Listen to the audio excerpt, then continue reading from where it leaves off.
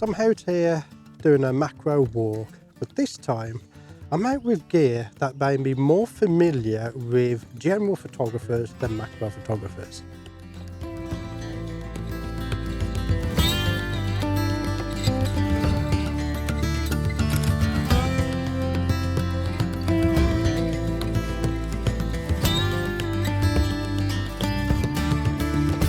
Canon have sent over their R6 Mark II with the 35mm lens for testing.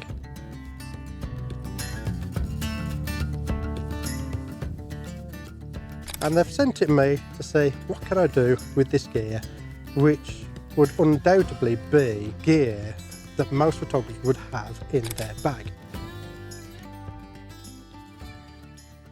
So this video is more of a kind of a video for people to get into macro photography if you've already got camera gear. So this is a 24 megapixel full frame camera, and it's a significant improvement over my Canon EOS R that I regularly use on the channel. It has a Digic X processor with an ISO range of 100 to 102,400 and an expandable ISO range to 204,800. It's mental what these modern cameras can do. It's got a dual pixel CMOS autofocus 2 and it works pretty damn good. It's a lot better than my EOS R, but I've been photographing some of the bluebells that are around here and it's been locking on perfectly okay. One interesting thing that it does have on here is subject detection. Now, I'm not new to subject detection. The OM1 Mark II has subject detection. The EOS R has subject detection. It's probably listed as a blade of grass on my EOS R because it really fancies blades of grass. But on the R6 Mark II, we have an option of auto. And throughout the entire week that I've had this camera, I've just left it on auto and it seems to be doing a fantastic job at locking onto subjects. It has better luck locking onto flowers than it does the individual insects. So when I'm doing a close to one-to-one macro, I am switching to manual. You are a spray and pray shooter like I showed you in my one video. We have up to 40 frames per second on the electronic shutter. So if you're a natural light photographer or you're using continuous lighting, that's a lot of frames per second, so you can nail your focus. We have 12 frames per second on the mechanical shutter. So if you are a flash shooter like me, you've got 12 frames per second. And it's a good range. I think around 10 frames a second is a good range for doing macro photography. This camera will do that. It also has built-in focus bracketing, but the downside is it won't trigger a flash while doing focus bracketing. So that option is perfect if you are a natural light shooter or you like to use continuous lighting. If, like me, you use flash, then you will be using the manual focus bracketing techniques that I've taught throughout this channel. So if you want to learn that, have a look at some of my older videos. The big step up for my EOS R with this camera is the in-body stabilization. A lot of my macro lenses that I use on my EOS R system are manual lenses from Laowa. So having that in-body stabilization is a big up for me to help me get stable because, you know, I'm an old fart and I keep moving around all over the place. So we've got dual SD card slots in this camera, unlike my EOS R. So having those two card slots is useful. As I usually say, I've never had a card fail, but we had one fail a few weeks ago, didn't we? So yeah, I'm actually starting to favour dual cards now, so that is good.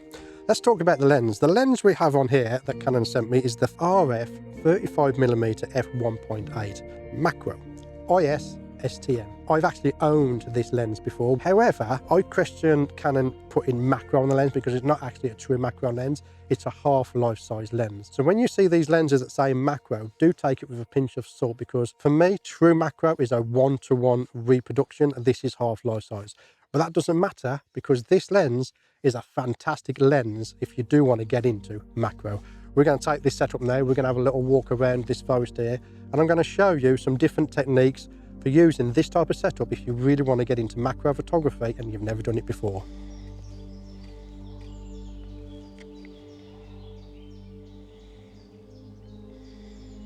Lots of flies about. Lots and lots of flies. I think this video is going to be full of fly shots because there was a lot of flies around. And you're going to see me a lot in this video just holding the camera like this rather than looking through the viewfinder, because there's nothing wrong with using that technique for taking your photos. I see a lot of people get hassled online saying you're not a professional if you're not using the EVF. It's bullshit, don't worry about it. I'm always doing it. The only time I don't do it like this is if I'm using the flash. If I'm using a flash and I've got a macro lens, I'm getting really close up. That's where you need to nail critical focus, so I have to look through the viewfinder. But for a half life-size scene like these flies here, then just using the back of the LCD screen is perfectly adequate for this type of shot. So a good subject for close-up photography, which is what this setup is really for, is dandelion clocks. Because they're bigger than your sensor, you're not going to be at 1:1 macro for a dandelion clock. Nothing special, but at least we're out taking photos. Let's talk about settings. So for natural light photography, particularly with this lens, my ISO, I've left it to auto. This camera is great at high ISO noise, and I also have DxO Pure Raw 5 at home, so if I do go a little bit high on the ISO, get a little bit of noise and grain in my images, I can reduce that using software. So essentially it's just shoot and go. Because I'm using natural light, I ain't got to worry about flash power, I ain't got to worry about how close up I need to get. I'm just doing close-up photography, and you're going to hear me say that a lot. Close-up photography like this setup here is more shoot and go. We're using natural light, we ain't got to worry about magnification, flash settings and all that stuff, and I'm actually really enjoying it. I'm just taking pictures, enjoying myself out here on a nice walk in the woods, seeing what we can get.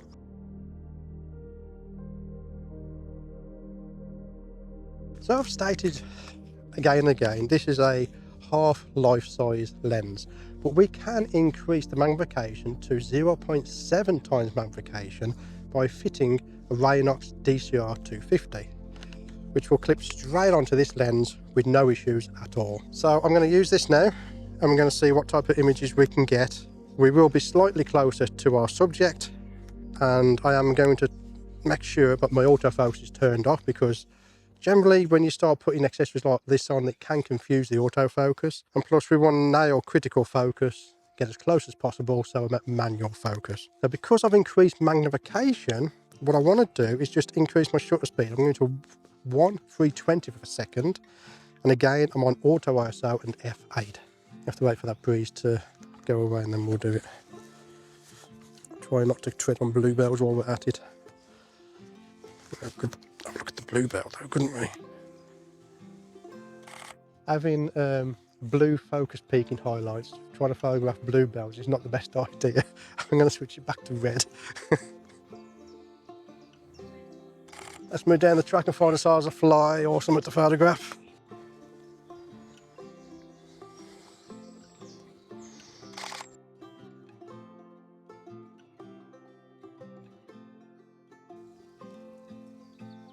So with the Godox on there, we can quickly increase our magnification. These work better on longer focal length lenses. So if you've got 70 to 200 in your bag, clip one of these on and you can go out and do some macro photography and have some fun. But there are other options we can use to increase the magnification. So this is our good old favourite extension tubes.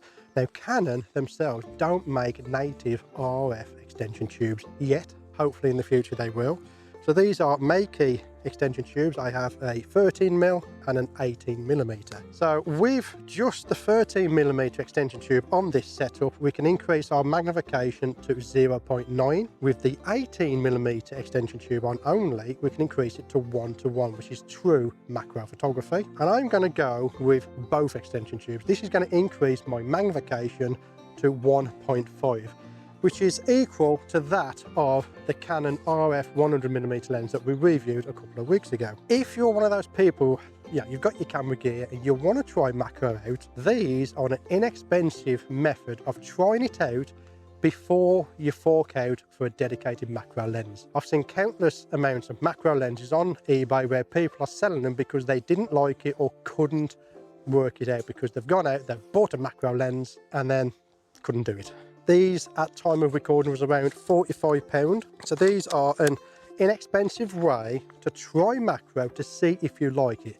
If you then use it for several months, you like it, you get into it, then you can go out and buy a dedicated macro lens like the RF 100mm lens. When we put extension tubes on, we are extending the lens away from the body, which means our minimum focusing distance is closer to us, which means we get closer, more magnification. But the downside is you have to take your lens off the camera compared to the Raynox. So you might get dust and dirt onto your sensor, so you need to know how to clean your sensor if you are going to use those. And also we do also lose light. So for this particular setup, I would probably increase my shutter speed to 400. I'm on 7.1 on the f-stop, and again I'm using auto ISO. Make it easy on yourself. If the camera can make a decision for you, why not let it? And quite frankly, most of the time it does get it right.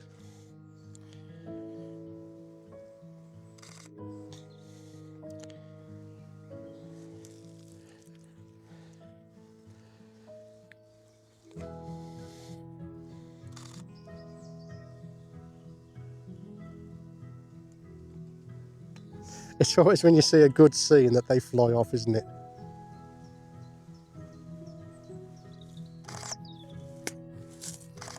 It's very windy.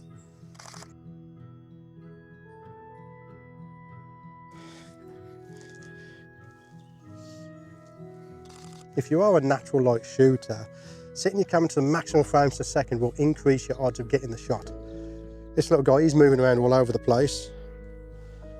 So I'm able to just keep burst mode on and just take as many shots as possible.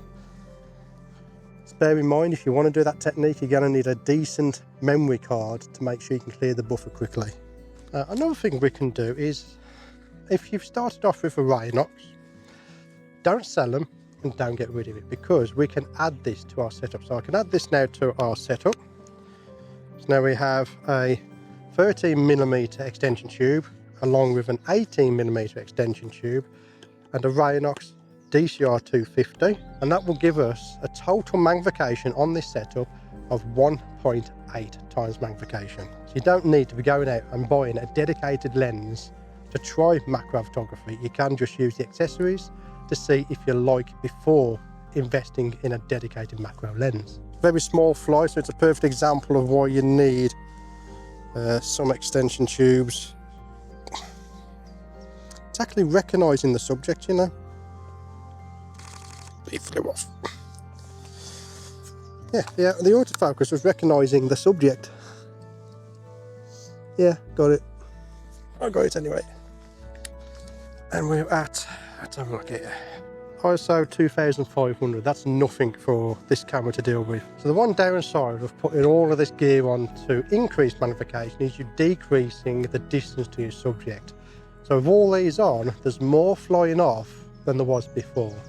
So it's always a trade-off between magnification or disturbing your subject. I personally prefer the magnification, because there's always that one subject that is stubborn and won't fly off.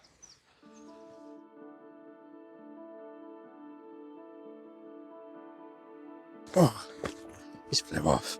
Mining bee just came out of that hole. I was too slow to do anything. I didn't even turn the back of the screen. But some you miss, some you get. Yeah, I put my walking stick down. I sit down, but as soon as I lift the camera up, gone. Oh. Oh well.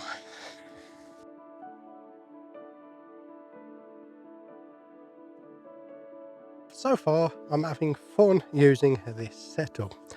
Now, we haven't gone much over that much ISO, but if it was darker, there would be an issue with light, because as you extend or magnify in, you do lose light.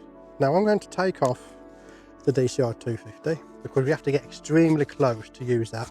And I think the 1.5 times magnification, along with the working distance that gives you, is a nice setup. But if you want to take things one step further, we can introduce some artificial light using a flash.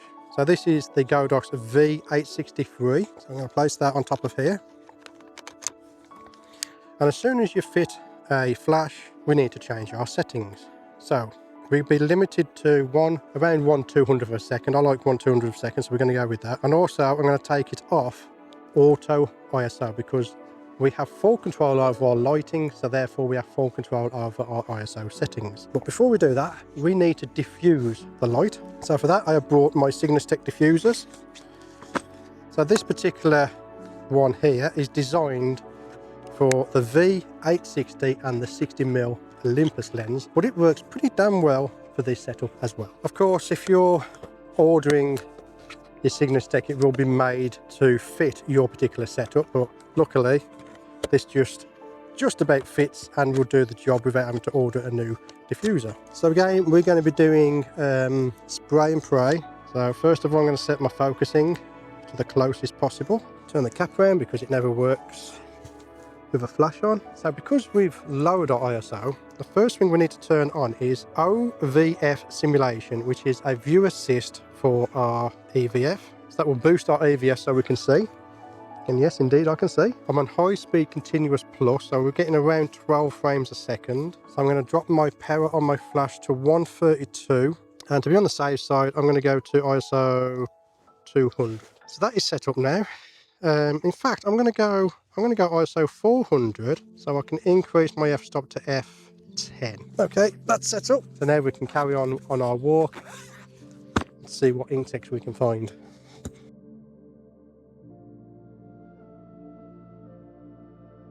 Yeah, the camera's recognising it though. It's locked on.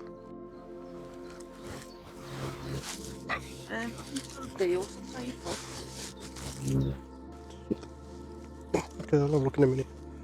I'm trying to get this chap first, because he does not want to keep still to save his life.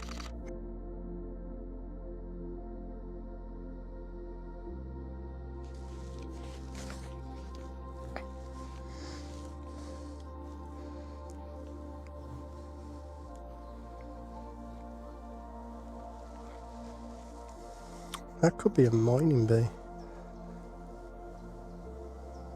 He's a friendly little chap, isn't he? What's him?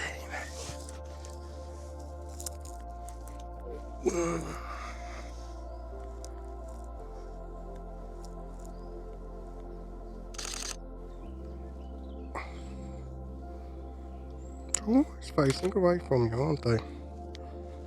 All the time. Because I think it's because they want to get ready to fly off if you disturb them. So they always turn around. So I was hoping to find some red ants here. Unfortunately, we haven't found any. So in good old-fashioned Blue Peter style, here's some shots of red ants using this setup.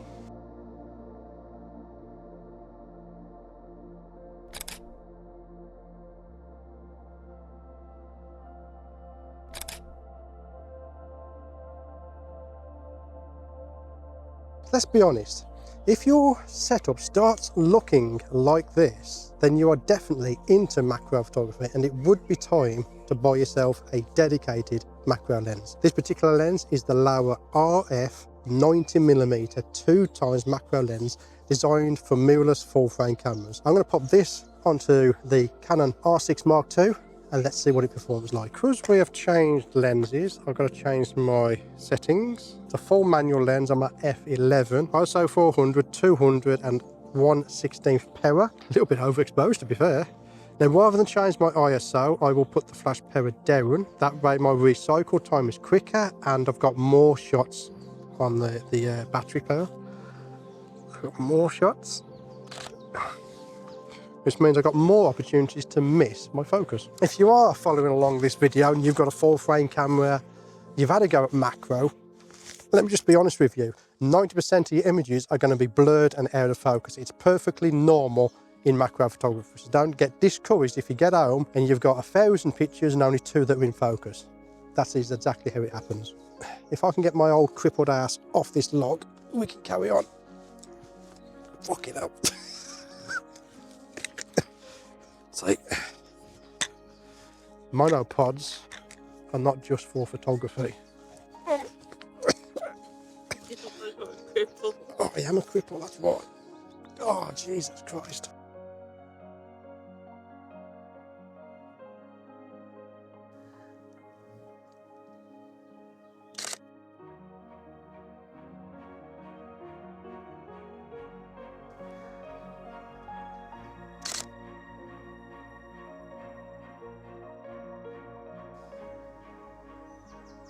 Looks like a dead fly or something. Yeah, it's a dead, putrefied fly. That's got to be a horrible way to go, hasn't it? I mean, look at it.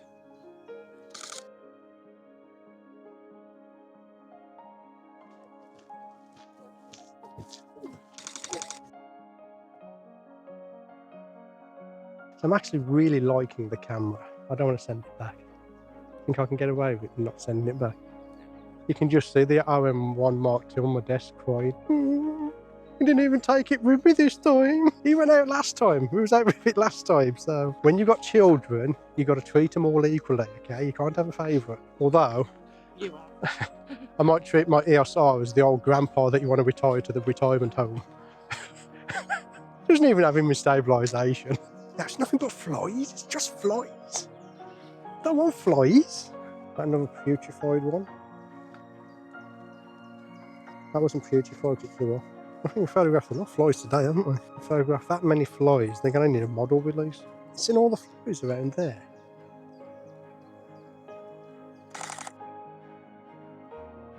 So first of all, I'm going to talk about the camera. I absolutely love the camera. Honestly, I don't want to send it back. It would be a perfect upgrade from my EOS R to the R6 Mark II. But unfortunately, I do have to send it back to Canon. It would have been great to see what this camera's like at wildlife. So if you are a wildlife photographer who's watching this video and you've used the R6 Mark II for wildlife, let me know in the comments below what it's like for wildlife photography. Everything about the camera is an upgrade apart from the megapixels, but megapixels aren't everything. I'm not really fussed about megapixels, but the camera itself is absolutely fantastic to use. Let's talk about the lens. So the Canon 35mm lens is absolutely fantastic lens for what it does. It's a 35mm lens. I used it for quite some time to do video and to do stills with when I was using my EOS R. However, don't let the macro sign on it confuse you. It's not a true macro lens, it's a half life-size lens. If you're okay with that, you like photographing flowers, that is something you could look at. The way I would look at it is this: if you've already got this lens in your camera bag, then grab yourself some RF extension tubes and go out and do some macro photography with it. It's a brilliant little lens for doing that. And again, if you find yourself doing that a lot, then it would be time to upgrade to a dedicated macro lens like the Laowa 90mm macro lens. But I wouldn't buy the 35mm lens just to do macro. It's not designed for that. It's a 35mm lens. It's a great all-round lens. Personally, if you are on the Canon R system, I would have that lens in your bag anyway, because I did buy one when I had my EOS R. So it is a great little lens for what it's designed to do. But if you want to do just macro, there are better options out there. But again, like I said, if you've already got this in your bag or the 50mm lens and you want to try macro out, grab yourself some extension tubes, whack them onto your lens and have fun, and then see where the adventure goes. I want to thank Canon for sending me over the R6 Mark II and the 35mm lens for testing. Unfortunately, I do have to send it back. I don't want to. I want to keep the camera. I absolutely love the camera. Unfortunately, I haven't had enough time to explore all the features on there. One downside is that the focus bracketing doesn't trigger a flash. That's just reality, the way it is. There are RF cameras out there that will trigger a flash when doing focus bracketing. The R5 Mark II, for instance, that is one that will do that. Do you have the R6 Mark II? Do you have the 35mm lens, and have you tried macro on it? Let me know in the comments below what you think of the camera and the lens. So that's where I shall leave this video. I want to thank you for getting to the end of this video, and I'll see you on the next one.